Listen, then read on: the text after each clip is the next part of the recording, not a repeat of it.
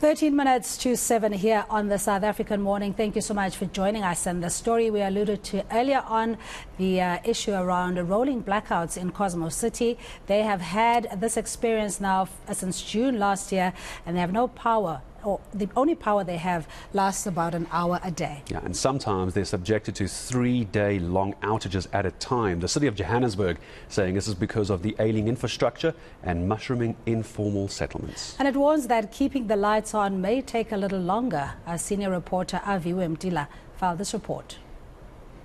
At this point, all we can ask for is load shedding. Give us load shedding when we're supposed to have power. You know, I can't obviously ask for the impossible, like no load shedding, but give us power when we're supposed to have. A frustrated Cosmo City resident who spent most of the past year without electricity. Well, realistically, the situation is hell. We have electricity for approximately an hour a day.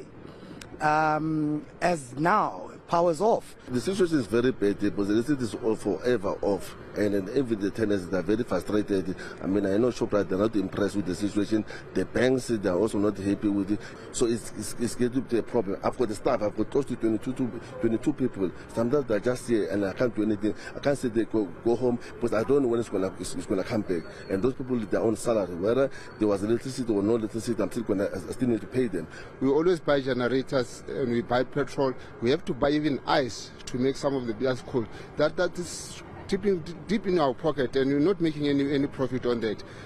Johannesburg's mayoral committee member for infrastructure says mushrooming informal settlements are placing a big demand on the system. Look, engagement with ESCOM will take long. From where we are sitting, I think as city power becomes difficult for us to say that this is a timeline. But I'm saying that what we can do from our side, and that this is part of the initiative that we've already started, let's provide for now an assistance in terms of street lighting. And Cosmo City is not the only area in Johannesburg facing prolonged blackouts. For City Power side, you are looking at majority of our areas simply because our infrastructure is old, and also the areas that were heavily affected by the floods as well.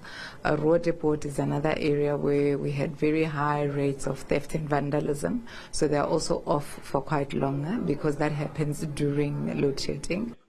The promise here is to introduce a smart metering system that will keep the lights on and possibly reduce planned power cuts to 2 stages lower than the national schedule. Aviwe Mtila, Johannesburg.